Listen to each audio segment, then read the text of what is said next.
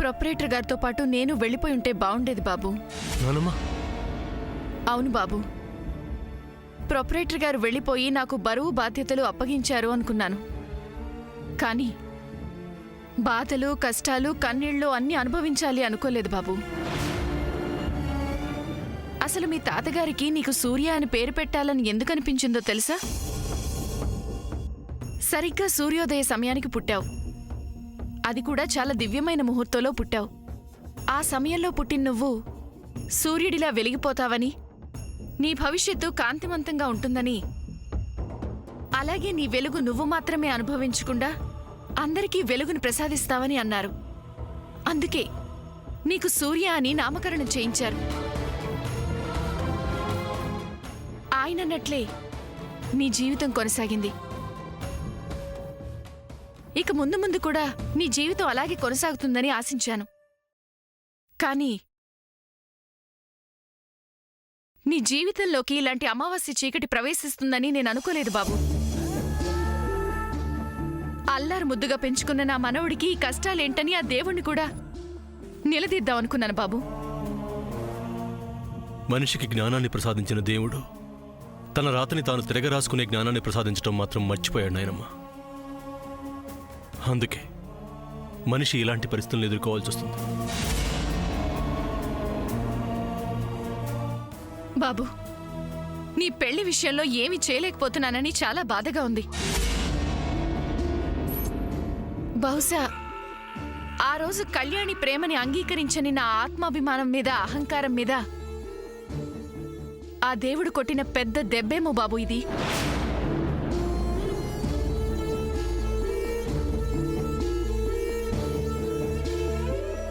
కళ్యాణి ప్రేమను అంగీకరించినందుకు నీకు పడిన శిక్షేమో బాబు ఇది.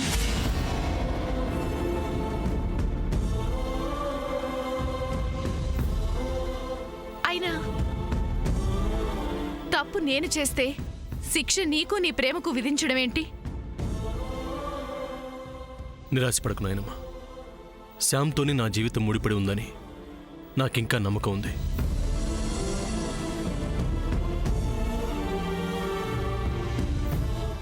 ఎలా బాబు? ఆ సామాన్య పెళ్లి పెళ్లి అంటూ తెగ హడావిడి చేస్తోంది కదా. పోనీ ఆ అభి ఏమన్నా మాట్లాడే స్థితిలో ఉన్నాడంటే అది లేదు. నోరు తెరిచి జరిగిన నిజమేంటో, ఆ సామాన్య అరాచకమేంటో బయట పెట్టే స్థితిలో ఉన్నాడా? లేదే. నేను ఆ క్షణం గురించి ఎదురు చూస్తున్నాను నాయనమ్మా.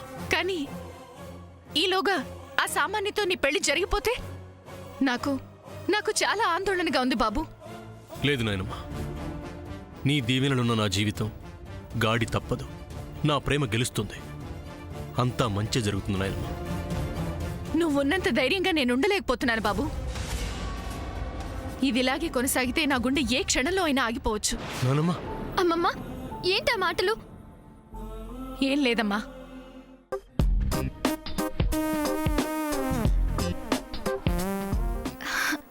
Really it's me? Thank you Surya. S for Samanya. I like it. I love you సూర్య.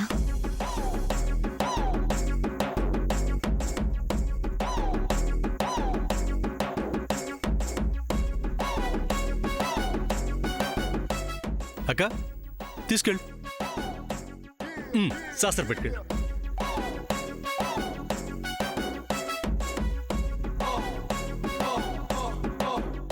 పద్మ ఆగు. ఆ కప్పులో ఏం రాసావు? జిఎం. సూర్య, ఏంటిది? ఏంటి జిఎం అంటే ఏంటి? జిఎం అంటే జిఎం అంతే. నో, జిఎం అంటే ఏదో అర్థం ఉంది. That I want no.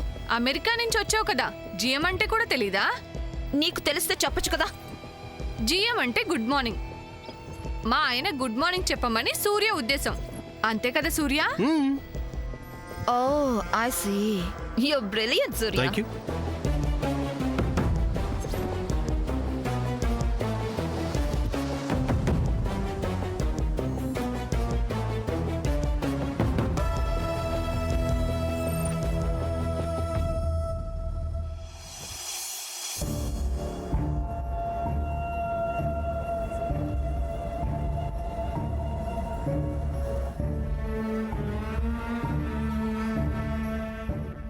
సముద్ర డోర్ ఓపెన్ చేయి.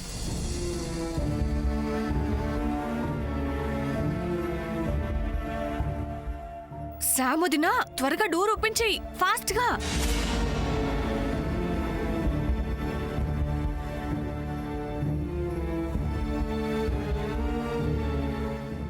సముద్ర ఫాస్ట్ ఫాస్ట్ గా ఓపెన్ చేయి. ఏం చేస్తున్నావు లోపల? త్వరగా ఓపెన్ చేయి. సముద్ర, ఇప్పుడు గానీ నువ్వు డోర్ ఓపెన్ చేయకపోతే ఒక థ్రిల్లింగ్ మెసేజ్ మిస్ అవుతావు. Thrilling message? నువ్వు ఆలస్యం చేసావంటే ఆ పోలీసు సామాన్య వచ్చేస్తారు. తర్వాత నువ్వే ఆ మెసేజ్ మిస్ అయ్యావని బాధపడతావు. తర్వాత నీ ఇష్టం.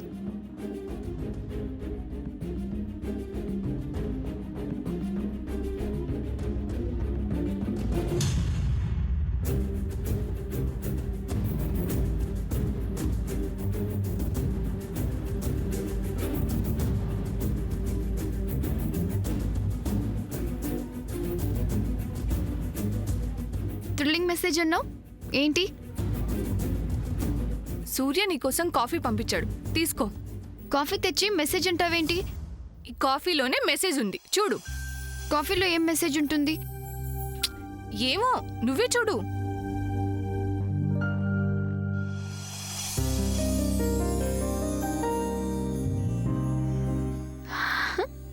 GM అంటే గుడ్ మార్నింగ్. ఎస్ పద్మావదన, దీంట్లో ఒక మెసేజ్ ఉంది. సూర్య నాకు గుడ్ మార్నింగ్ చెప్పాడు. హే గుడ్ మార్నింగ్ చెప్పాడు. సూర్య నాకు గుడ్ మార్నింగ్ చెప్పాడు.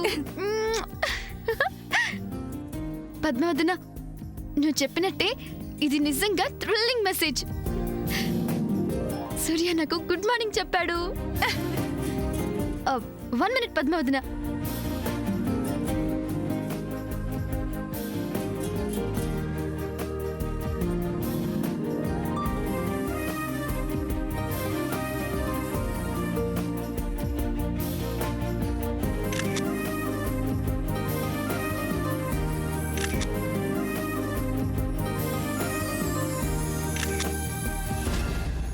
పిక్స్ తీసింది చాలు, కాఫీ తొందరగా తాగే, లేకపోతే ఆ శంకిని లంకిని ఇద్దరు వచ్చేస్తారు. నో, ఇది సూర్య పంపించిన message. I have to enjoy this moment.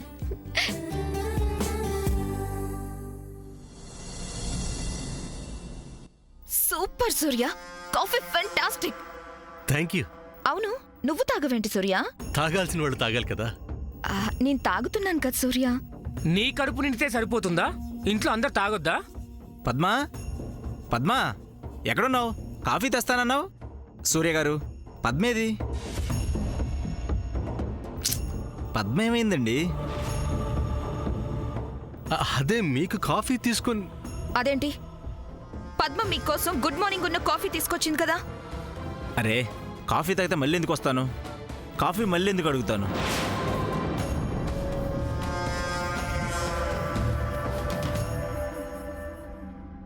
అక్క, ఇప్పుడు అర్థం అవుతుంది ఏం జరుగుతుందో. నాకు అర్థమైంది. భర్తలకని చెప్పి తీసుకెళ్లిన కాఫీలు ఇక